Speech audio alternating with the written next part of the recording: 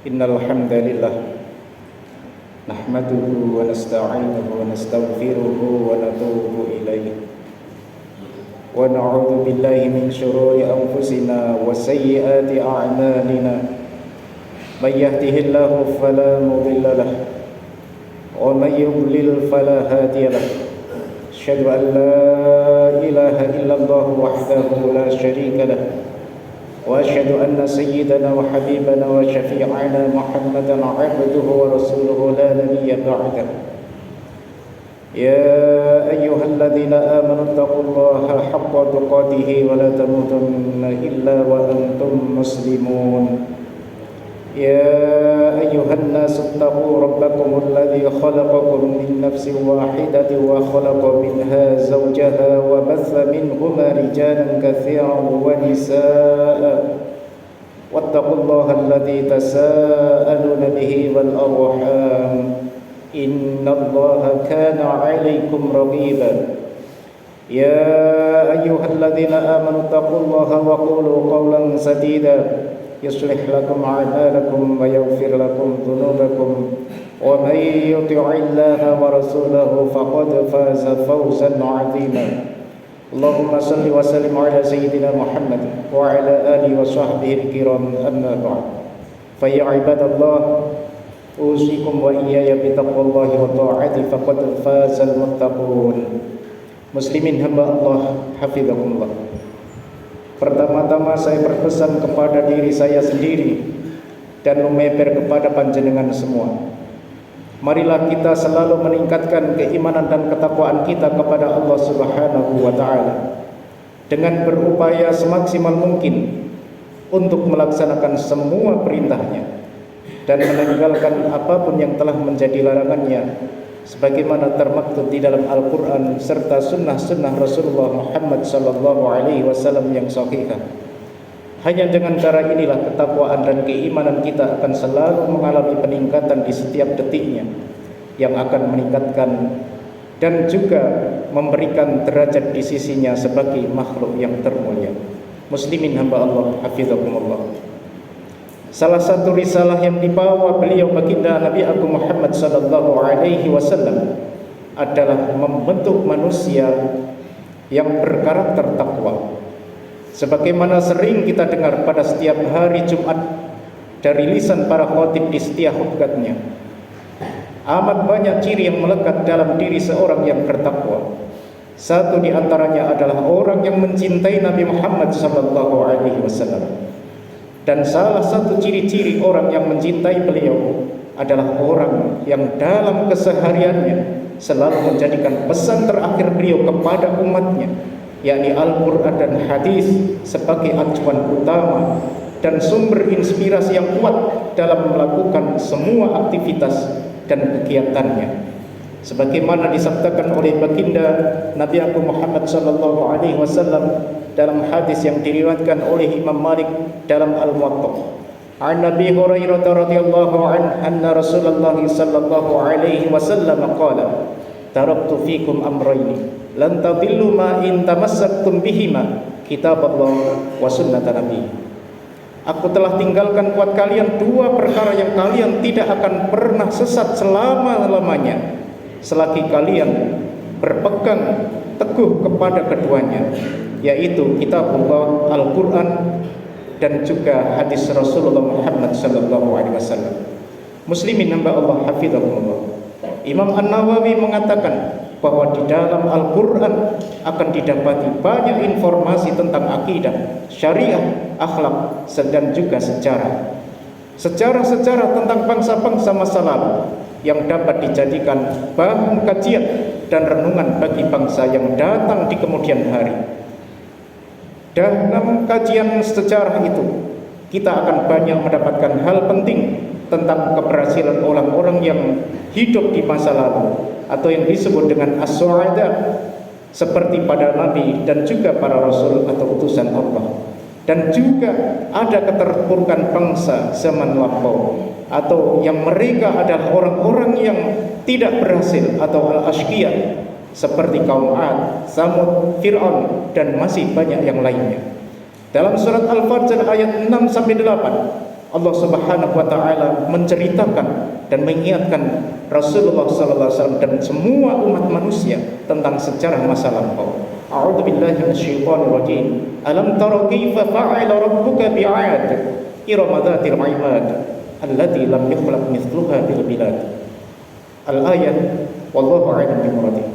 Apakah kamu tidak memperhatikan bagaimana Tuhanmu berbuat terhadap kaum 'Ad, yaitu penduduk Iram yang mempunyai bangunan-bangunan yang tinggi dan yang belum pernah ada bangunan pada kota seperti itu sebelumnya di negeri-negeri yang lainnya.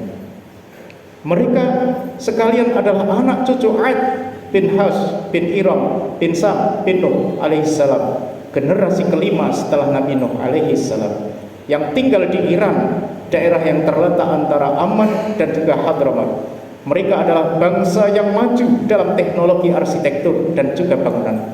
Mereka berhasil membangun bangunan-bangunan yang tinggi menjulang dengan tiang yang kokoh dan kuat. Bangsa 'Ad dibinasakan karena ketiadaan iman dan sikap durhaka terhadap Allah Subhanahu wa taala. Begitu juga bangsa Samud yang memotong-motong batu-batu besar di lembah atau Al-Wadi Al-Qura, itu terletak di bagian utara Jazirah Arab antara kota Madinah dengan Syam. Mereka memotong-motong batu gunung untuk membangun gedung-gedung tempat tinggal dan tempat berlindung mereka. A'udzu billahi minasyaitonir rajim. Wa samud alladziina jabu sakhra bil wad. Al-ayat wallahu a'lam bimuradi. Dan kaum Samud yang memotong batu-batu besar di lembah. Bangsa Samud adalah kaum Nabi Shalih alaihissalam. Mereka celaka dan binasa karena mendustakan Rasulnya dan bersikap melampaui batas. Kecemerlangan ilmu pengetahuan yang mereka tidak ditopang oleh kesadaran kebutuhan keimanan yang tinggi, sehingga mengakibatkan perilaku yang mendustakan kebenaran dan membangkang terhadap ketetapan Allah Subhanahu wa taala. Demikian pula kaum Fir'aun yang ada di Mesir, bangsa Mesir yang kuno, yang mempunyai pasak-pasak atau tentara-tentara yang banyak, yang berbuat sewenang-wenang di negerinya. Karena itu Allah Subhanahu wa taala menimpakan kepada mereka cemeti azab, sebagaimana Allah firmankan di dalam surat Al-Fajr ayat 10 sampai 13. A'udzu billahi minasyaitonir rajim. Wa fir'auna dzil autad alladziina taghaw fil bilad fa'aktsaru fiha al-fasad fasabba 'alaihim rabbuka sawta 'adzab. Al-ayat wallahu a'lam bimuradi. Dan kaum Fir'aun yang mempunyai pasak-pasak atau tentara yang sangat banyak dan kuat, juga bagaimana Allah berbuat terhadap Fir'aun, yaitu dinasti raja-raja Mesir, pemilik bala tentara yang menguatkan kekuasaannya dan mendukung pemerintahannya, yang berbuat sewenang-wenang dalam negerinya, lalu mereka berbuat banyak kerusakan dalam negeri itu. Karena itu Tuhan menimpakan kepada mereka cemeti azab. Pelajaran yang dapat kita ambil dan kita angkat dari kisah ini adalah bahwa kekuasaan yang besar dilengkapi dengan kekayaan yang melimpah serta kekuatan pasukan yang hebat, bila tidak disertai dengan kesediaan untuk menundukkan diri kepada Allah, untuk menghambakan diri kepada Allah, untuk menggunakan hukum-hukum Allah, untuk mematuhi aturan-aturan Allah, maka untuk itu kehancuranlah yang akan diperoleh. Dan itu real, nyata, yang sudah kita saksikan, yang sekarang masih kita bisa lihat bagaimana Fir'aun jasadnya diutuhkan, diawetkan oleh Allah Ta'ala, yang sekarang berada di kota Tahrir yang ada di Mesir. Oleh sebab itu, dengan mencermati semua kejadian sejarah di masa lampau itu, barangkali kita semua bersepakat bahwa tidak ada satupun di antara kita, tidak ada satupun di antara kita yang menginginkan atau ingin hidup seperti mereka yang dihancurkan oleh Allah itu, hidup terpuruk, hina, dan akhirnya dibinasakan. Muslimin hamba Allah rahimahullah. Ada baiknya bila kita memperhatikan bagaimana Rasulullah Muhammad SAW dulu pernah mengingatkan kita dalam sebuah hadis yang diriwayatkan oleh Ibnu Majah dan juga Al-Baihaqi. An Abdullah bin Umar qala aqbala alaina Rasulullah sallallahu alaihi wasallam faqala ya ma'asyaral muhajirin khamsun idza turidunna bihinna wa a'udzu billahi an tadrikukunna lam tadhhar al fahishah fi qaumin qattu hatta yaqilu biha illa fasha fihim at-ta'un wal awja' allati lam takun fi aslafihim alladhina madaw walam yunqasul mikyal wal mizana illa ukhidhu bisinina wa shiddatal maunah wa juru sultani alaihim walam yana'u zakata amwalihim illa muni'ul qatra minas sama walau lal bahaim lam yuntar walam yanqudu ahdallahi wa ahda rasulih illa sallallahu alaihim aduwan min ghairihim fal akhadha ba'du ma fi aitihim walam nadahum a'immatun bi kitabillah wa yatakhayyaru bima anzalallah illa ja'alallahu ba'sahum bainahum. Beliau menghadapkan wajahnya kepada kami seraya bersabda, wahai kaum muhajirin, sesungguhnya ada 5 perkara dan aku berlindung kepada Allah agar kalian tidak menemuinya.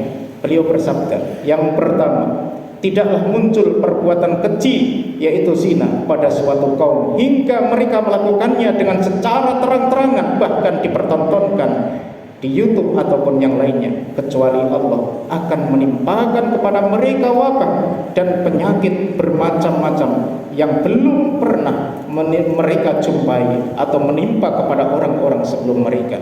Yang kedua, tidaklah suatu kaum mengurangi takaran dan timbangannya, niscaya mereka akan ditimpa dengan tandusnya tanah, paceklik sepanjang tahun, serta berkuasanya penguasa-penguasa yang zalim yang menindas mereka.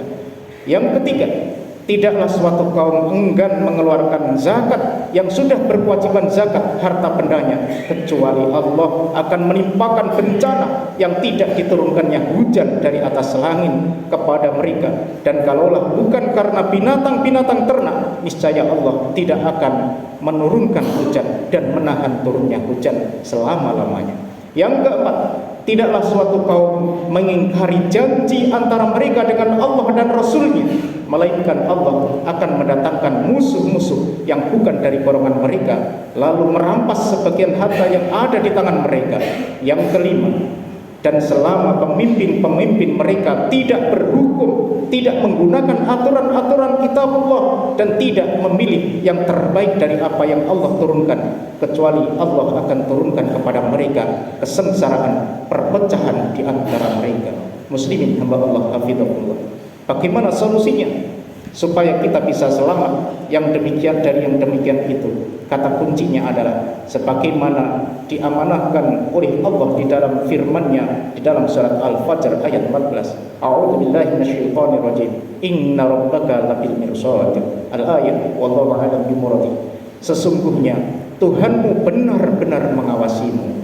Kesadaran bahwa Tuhan selalu mengawasi aktivitas dan kegiatan kita akan menghasilkan ketaatan dan kesediaan kita untuk mau menyelaraskan setiap perilaku perbuatan kita dengan kehendak Allah Subhanahu wa taala. Jika ini yang terjadi, maka akan tercipta suasana ketakwaan dalam negeri yang akan menghasilkan keberkahan dari langit maupun dari dalam bumi. Sebagaimana Allah firmankan di dalam surat Al-A'raf ayat 96. A'udzu billahi minasyaitonir rajim. Walau anna ahlal qura amanu wattaqau la fatahna 'alaihim barakatin minas samai wal ardh. Al-ayat. Wallahu a'lam bimuradi. Jika seandainya mereka beriman dan bertakwa kepada Allah dengan sesungguhnya, pastilah kami bukakan pintu-pintu keberkahan dari atas langit dan juga dari dalam bumi. Muslimin hamba Allah hafizahullah. Mari kita berusaha dan berdoa mudah-mudahan dengan semangat cinta menjalankan aturan-aturan Allah Ta'ala dan cinta kepada Rasulnya, kehidupan kita dalam berbangsa dan bernegara selalu dalam koridor petunjuk Allah Subhanahu wa Ta'ala dan senantiasa mendapatkan bimbingan serta ridhonya, sehingga kita bisa diberi keselamatan dan kedamaian serta ketentraman yang hakiki dalam menjalankan amanah di muka bumi ini. Amin amin amin ya rabbal alamin. Wa qur rabbi ighfir warham wa anta khairul rahimin.